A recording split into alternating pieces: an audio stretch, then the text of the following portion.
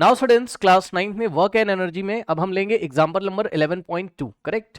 अब देखो इस क्वेश्चन को देखने से पहले फटाफट आप एक टॉपिक को देख लीजिए बच्चों। टॉपिक है आपका work done against gravity. Okay, क्या टॉपिक है आपका? इस एग्जांपल की हेल्प से एनसीईआरटी टॉपिक कवर करना चाहता है, वर्क डन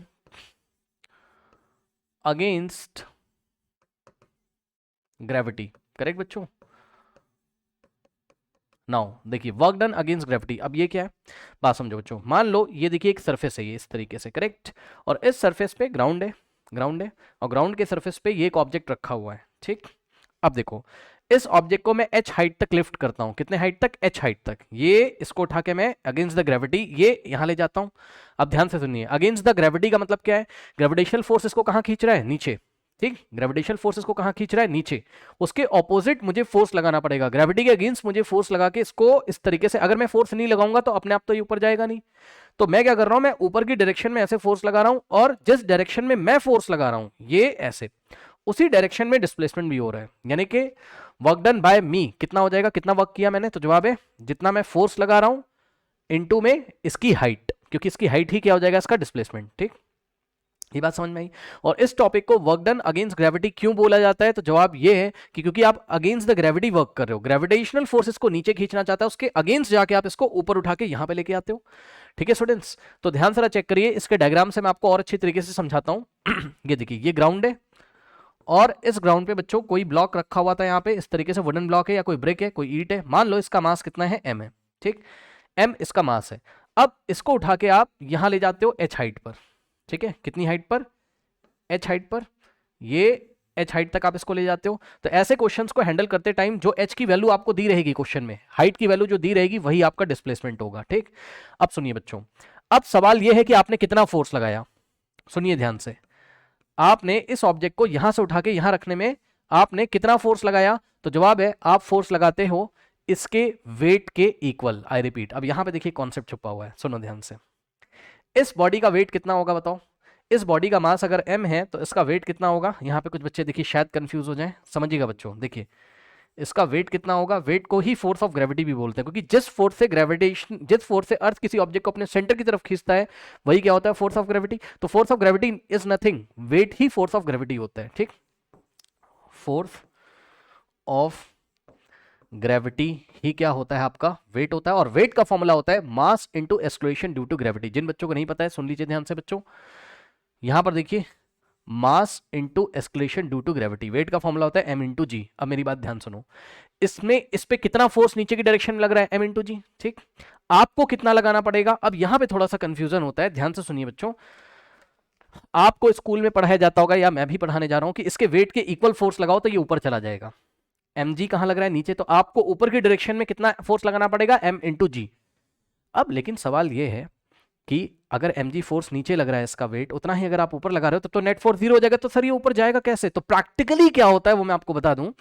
प्रैक्टिकली तो आप इसके वेट से थोड़ा सा ज्यादा फोर्स लगाते हो। सुन लिया, इसका जो वेट होता है इसके वेट से आप थोड़ा सा ज्यादा फोर्स लगाते हो, तब ये ऊपर की डायरेक्शन में यहां पे आ जाएगा इस तरीके से। यहां पे आप इसको, अगर ये नीचे लग रहा है वेट मान लो 5 न्यूटन, ठीक, तो आप इसको 5.001 न्यूटन बहुत थोड़ा सा बढ़ा के तब आप फोर्स लगाते हो। ठीक, तो आपने कितना फोर्स लगाया? तो जवाब है आपने वेट से थोड़ा सा ज्यादा फोर्स लगाया। लेकिन फिजिक्स में कैलकुलेशन करते टाइम अब थोड़ा सा ज्यादा कितना लगाया ये तो किसी को नहीं पता, तो वो जो थोड़ा सा ज्यादा आप लगाते हैं उसको हम इग्नोर कर देते हैं। ठीक है, जब हम कैलकुलेशन करते हैं फिजिक्स में तो हम ये अज्यूम कर लेते हैं, मान लेते हैं कि जितना वेट है बॉडी का उतना ही फोर्स हमने लगाया। ठीक है, तो लगभग कितना फोर्स हमने लगाया उसके आसपास वैल्यू आ जाती है। ठीक है, क्योंकि इसके वेट से थोड़ा सा ज्यादा लगाया होगा। आई थिंक आपको मेरी बात समझ में आई होगी। एग्जैक्ट कितना फोर्स लगाया वो तो कोई नहीं निकाल सकता है।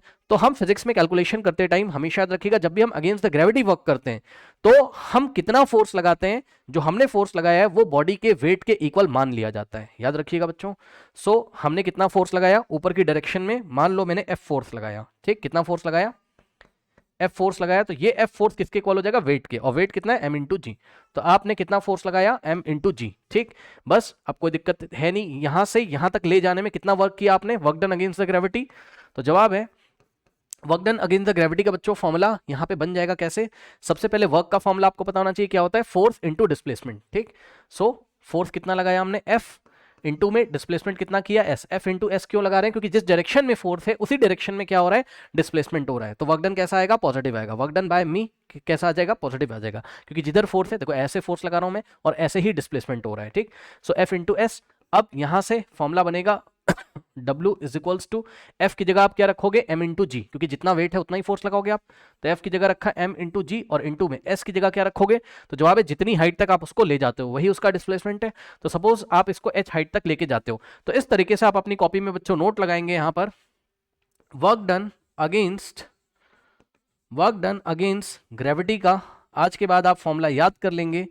Work done against gravity is equals to m into G into H. m क्या होता है, mass of the body, g क्या होता है, एक्सलेशन ड्यू टू ग्रेविटी, और h क्या होता है, हाइट। अब आइए इस क्वेश्चन को हम लोग पढ़ते हैं, ठीक है ना। तो बच्चों देखो कह रहा है कि अपोर्टर मतलब कोई कुली वगैरह होगा ना, कोई सामान उठाने वाला बंदा होगा, ये सामान को उठाता है, ठीक। तो a porter lift a luggage of 15 kilogram. तो बच्चों यहाँ पे मास कितना दे के रखा है लगेज का, 15 किलोग्राम, ठीक है ना। सो यहाँ से आप देख सकते हो यहाँ पे m की वैल्यू, ये जो लगेज है सामान है, ठीक, इसका मास कितना है 15 किलोग्राम। और याद रखिएगा मास को हमेशा आपको किलोग्राम में लेना, अगर ग्राम में दे रखा है तो उसको किलोग्राम में कन्वर्ट कर लेंगे, ठीक। नाउ 1000 से डिवाइड कर दोगे ग्राम को किलोग्राम में आ जाएगा, ठीक। फ्रॉम द ग्राउंड, ये इसको ग्राउंड से ऐसे लिफ्ट करता है and puts it's on his head, ठीक है। ये सामान को ऐसा उठाता है कुली और ऐसे ग्राउंड से उठा के अपने सर पे रख लेता है। तो ग्राउंड से इसके हेड तक की जो हाइट है वो आपको क्वेश्चन में देके रखा हुआ है, ठीक है ना। सो यहां से देखिए 1.5 meter above the ground, correct. तो हाइट आपको देके रखा हुआ है कितना, 1.5 मीटर, यानी कि डिस्प्लेसमेंट हो रहा है 1.5 मीटर। सो हम लोग क्या करेंगे बच्चों, यहाँ पर h की वैल्यू रखेंगे 1.5, ठीक है। उसके बाद g की वैल्यू आप क्या रखोगे, इन्होंने हमसे क्वेश्चन क्या पूछा है, calculate the work done by him on the luggage. Luggage पे इसने कितना वर्क डन किया है ये आपको निकालना है। तो work done against the gravity हो रहा है, तो mgh लगा देंगे फॉर्मूला। सो मास कितना रखोगे 15 इंटू जी की वैल्यू बच्चों आप लोग ले लीजिए कितनी, जी की वैल्यू जब कुछ नहीं देता है तो 9.8 मीटर पर सेकंड स्क्वायर हम लोग ले लेते हैं, शायद एनसीईआरटी में भी यही लिया हुआ है, आप देख लो। अच्छा जी की वैल्यू उन लोग ने 10 ले ली है ना, तो आप 9.8 भी लेके कर सकते हो, 10 भी लेके कर सकते हो। 10 लेके थोड़ा इजी पड़ेगा तो आप 10 ले लो, एनसीईआरटी में 10 लेके रखा हुआ है, ले लीजिए, ठीक। सो 10 मीटर पर सेकंड स्क्वायर, तो जी की वैल्यू 10 और हाइट कितनी है, हाइट है आपकी 1.5, ओके। एग्जाम में अगर आप 9.8 भी रख दोगे यहाँ कोई प्रॉब्लम नहीं है, ठीक है ना। अभी इजी करने के लिए क्योंकि यहाँ पे 1.5 है, यहाँ पे 10 ले लेंगे तो आराम से सॉल्व हो जाएगा, ठीक। सो 15 इंटू, अब 1.5 इंटू 10 ये दोनों मिलके कितना बन जाएगा 15, 15 इंटू 15 कितना होता है 225 joules, okay students.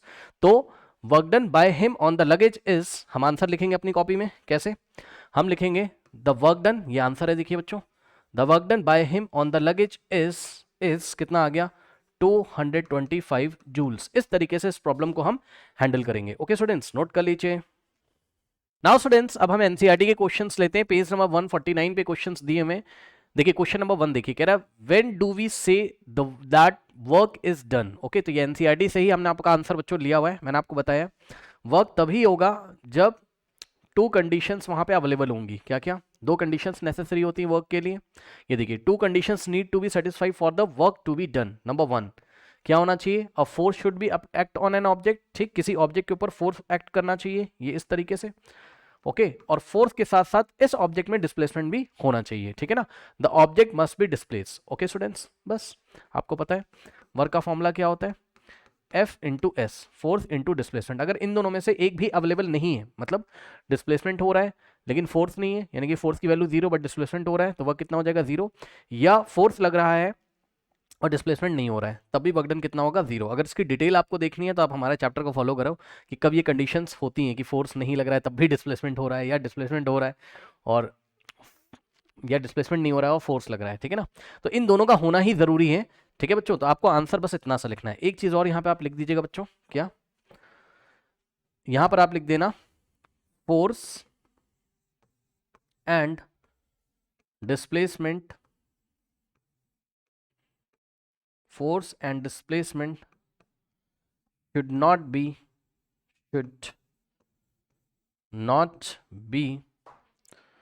mutually perpendicular।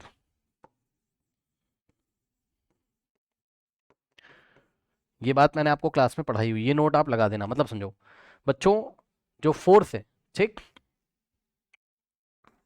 Force की डायरेक्शन और डिस्प्लेसमेंट की डायरेक्शन में कभी भी 90 डिग्री नहीं बनना चाहिए। ये फोर्स है और ये डिस्प्लेसमेंट है, ठीक। तो फोर्स और डिस्प्लेसमेंट के बीच में एंगल अगर कितना है 90 डिग्री है तो आपका वर्क कितना आता है 0 आता है, तब भी वर्क नहीं होता है। तो इस चीज़ को नोट कर लीजिएगा यहाँ पर। फिर से बता दे रहा हूँ, वर्क को डन होने के लिए, यानी कि वर्क को होने के लिए दो कंडीशंस हैं। क्या? Number 1, a force should act on an object, force का होना जरूरी है।